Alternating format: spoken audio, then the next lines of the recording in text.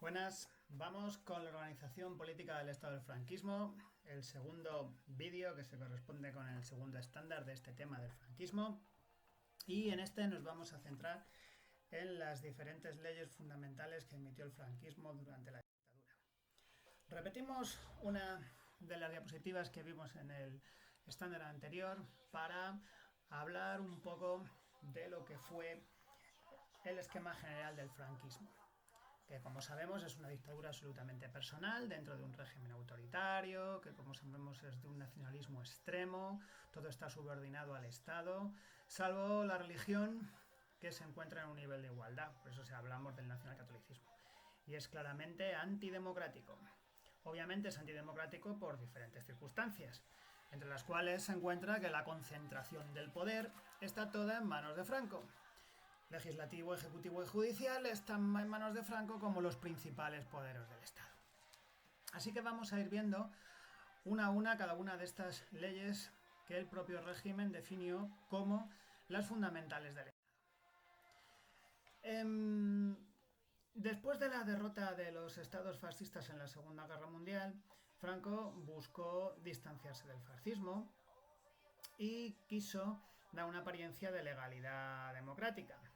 Por eso estableció unas cortes, aunque fueran consultivas, como ahora veremos, y creó una serie de leyes fundamentales que dieran la apariencia de que España era un estado asimilable a las democracias occidentales. Y creó una especie de ente que se llamó democracia orgánica. Una democracia orgánica muy extraña, ya que es una democracia en la que no hay separación de poderes, no hay elecciones, es decir, no existe juego de partidos, las personas no pueden tener representantes de su forma de entender el país ni de sus ideas políticas, no existe soberanía nacional, ya que el pueblo está completamente apartado del poder, no existe libertad de expresión, ni de asociación, ni de prensa, no existen sindicatos que defiendan a los trabajadores, y así todavía podíamos seguir aún más a otros asuntos como podría ser, por ejemplo, la censura.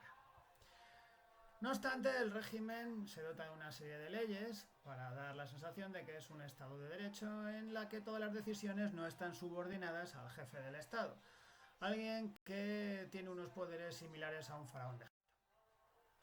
Ya habíamos hablado incluso durante la Guerra Civil Española de la primera de estas leyes fundamentales, el fuero del trabajo. El fuero del trabajo servía para regular las relaciones laborales, es decir, las relaciones que tienen los trabajadores con los jefes de su empresa. Normalmente esto en una democracia se hace a través de un sindicato, pero como no estamos en un sindicato, se estableció en 1940 por la Ley de Unidad Sindical que solamente podía haber un sindicato, obviamente controlado por la Falange. Falange, partido en el Estado, aunque estaba muy separado de sus esencias nacionalsocialistas que le debieron nacer, en este momento se está absolutamente en manos de Franco y de su batiburrillo ideológico, pero que lo que hace es dictar las condiciones laborales. Unas condiciones laborales establecidas en el marco de unos sindicatos en los cuales están aglutinadas las fuerzas productivas, tanto los trabajadores como los técnicos, los empresarios y el propio Estado. Este último actor es el que fija, como os acabo de decir, las condiciones laborales y son bastante duras, lo cual va a hacer que sea extremadamente beneficioso para los empresarios que van a obtener importantes beneficios en las pocas empresas importantes que en ese momento funcionaban bien, gracias a que eran favorecidas por el Estado con contratas por parte del Estado de realización de cualquier tipo de material o se les asignaban permisos de importación, exportación, etcétera. En 1942 la guerra empieza a marchar mal para las potencias del eje en la Segunda Guerra Mundial. Hitler ha sido derrotado en Stalingrado, se produce la incorporación a la guerra de los Estados Unidos de América. Las cosas no empiezan a pintar tan bien para el eje y quizá era el momento de poner un poquito de distancia con los que habían ayudado en la guerra civil. Entonces se crean unas cortes nuevas, ya que las de la República obviamente habían desaparecido. Y se las titula como órgano superior de participación del pueblo español. Es lo que se denominó en aquellos momentos una representación corporativa. una representación corporativa en la que estarían representados lo que se denominó como los órganos naturales de asociación de un Estado. Una entelequia difícilmente explicable en la cual la población estaría representada no de forma personal, sino a través de tres estamentos: la familia, el municipio y el sindicato, que se supone que es lo que regulan las tres cosas que hace cualquier persona. Esto es, estar en familia, estar en un determinado municipio al cual pertenecemos y el sindicato que regula tu trabajo. En la realidad, estos estaban completamente subordinados a Falange, que era como decir que estaban subordinados a Franco. Entonces existía en aquel momento una serie de lo que llamamos ahora diputados en Cortes, que entonces recibían el nombre de procuradores. Estos procuradores eran elegidos de tres formas posibles. Una, porque ocupasen un cargo importante que podían ser ministros, consejeros nacionales del movimiento, delegados del gobierno, en fin, que reunieran una serie de circunstancias que les permitieran acceder a las Cortes. Pero, como siempre, establecía desde su preámbulo la ley constitutiva de las Cortes, que afirmaba que la jefatura del Estado tenía la suprema potestad de dictar normas jurídicas de carácter general. Esto es, Franco era el que decidía y era el que hacía las leyes. ¿Y entonces qué hacían las Cortes? Os preguntaréis. Pues ir allí a aplaudirle. Únicamente ir allí a aplaudirle. De hecho, se decía en la España de la época: aplaudes más que un procurador. No había ningún tipo de debate y cuando Franco presentaba un proyecto de ley, él personalmente o a través de sus ministros, pues allí lo que hacían los procuradores era hablar de las bondades de dicho proyecto. Nunca se discutía nada. Si alguno no aplaudía lo suficiente, pues probablemente tuviera que abandonar su cargo de procurador. En 1967 se incluiría un tercio que se llama el tercio familiar, que estaba elegido por las corporaciones. Entonces, como os decía, había tres tipos de procuradores según su nombramiento, por su cargo o por designación directa del dictador. Entonces, pasamos a la siguiente ley, que es el fuero de los españoles. El fuero de los españoles era algo que intentaba dar la sensación de ser como una especie de constitución, que obviamente no lo era. Recopilaba una serie de derechos y obligaciones de los españoles. Esto se suponía que daba ciertas libertades políticas. Ciertas libertades políticas como por ejemplo libertad de reunión. Sí, pero la libertad de reunión se establecía únicamente para 20 personas. Y cuando te reunías tenías que pedir permiso. Y si hacías algo contrario al régimen, no te lo concedían. Luego también te daban libertad de expresión, pero siempre que no fuera contra los principios del régimen. Es decir, podías emitir opiniones favorables al gobierno, nunca en contra. Bueno, también podías opinar de fútbol o de moda o vayas usted a saber, pero nunca quejarse de la labor del gobierno, ni directa ni indirectamente. No te podías quejar de los precios porque podía estar relacionado con esto. Entonces, todos estos derechos se veían severamente limitados. Vamos a pasar al siguiente punto, que es la Ley de Referéndum Nacional del año 1945. Esta Ley de Referéndum Nacional tenía la apariencia de sufragio universal y seguía un poco el camino de intentar diferenciarse de las naciones fascistas y asimilarse a una nación democrática como las que estaban ganando la guerra. Entonces, establecía que cualquier ley podía ser sometida a referéndum entre los españoles. Ah, qué bien. Sí, pero no. Solamente cuando Franco lo consideraba. Y os preguntaréis, ¿si lo consideró muchas veces? No, solamente 2 veces.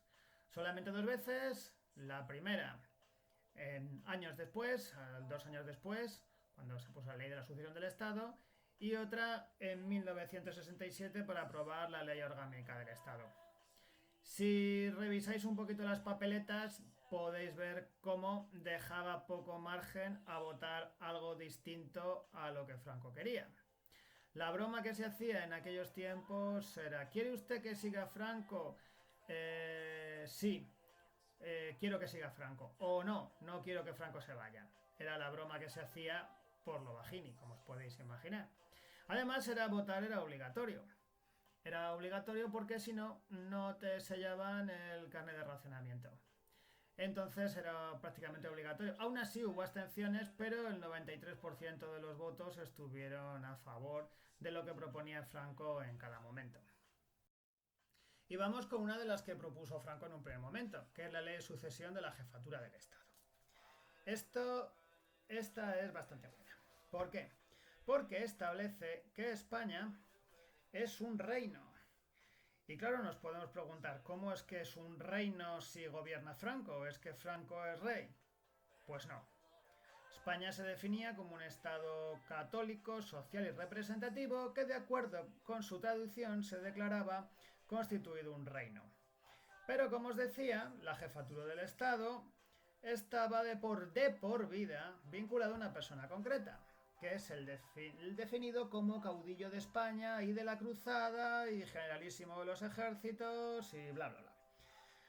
Entonces lo que hacía era que Franco se arrogaba el derecho a, llegado el momento, la posibilidad de ejercer la designación de sucesor, reservándose la facultad total de nombrarlo o revocar su nombramiento cuando él quisiera. Franco para ello podía elegir entre personas de estirpe regia, no podía ser cualquiera, o a quien bien quisiera con tal de que fuera varón, español de 30 años cumplidos, católico y hubiera jurado fidelidad a los principios del movimiento nacional. Fue, como os he dicho antes, aprobada por referéndum y se vio complementada con la creación de un consejo de regencia, por si acaso Franco faltaba alguna vez, y el del reino para asesorarle, si es que le hacía falta asesorarle en algún momento, porque ya hemos visto que poca necesidad tenía.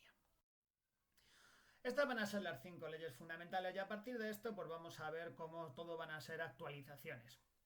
Pero actualizaciones que tampoco suponían un cambio muy importante. Por ejemplo, la Ley de Principios del Movimiento Nacional reafirma los mismos principios ideológicos.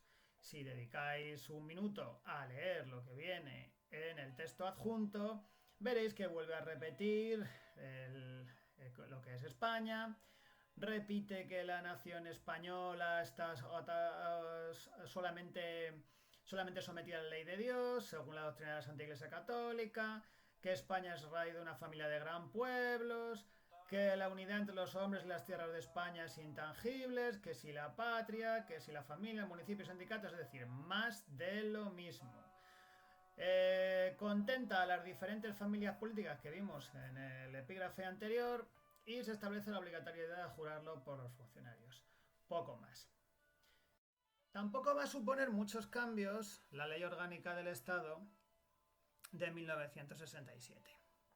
Esta es la última y la más importante y es aprobada en referéndum. Va a retocar algunas leyes fundamentales, como es por ejemplo la sucesión del Estado, y sobre todo diseñó el futuro del régimen en su intención de que estuviera todo atado y bien atado para el futuro cuando Franco faltase. Entre las cosas importantes que hace es la separación entre el jefe del Estado y el jefe del gobierno en la persona del almirante Carrero Blanco, que lo ejercerá más adelante en 1973. La intención de Franco declarada era democratizar un poquito el régimen, dar esa sensación de que España cambiaba hacia un régimen que ya en esos momentos era absolutamente caduco, residual. En Europa, un continente en el que en su mitad occidental las democracias estaban perfectamente desarrolladas y vivían su edad de oro en los años 60. Mientras que España pues, permanecía al margen ya los tiempos en que se decía que África empezaba en los Pirineos. Para dar una sensación de consonancia con Europa, en un momento en el que además los europeos empezaban a visitar en oleadas nuestro país, pues se hizo esta ley. Pero lo cierto es que tenía poco democrático.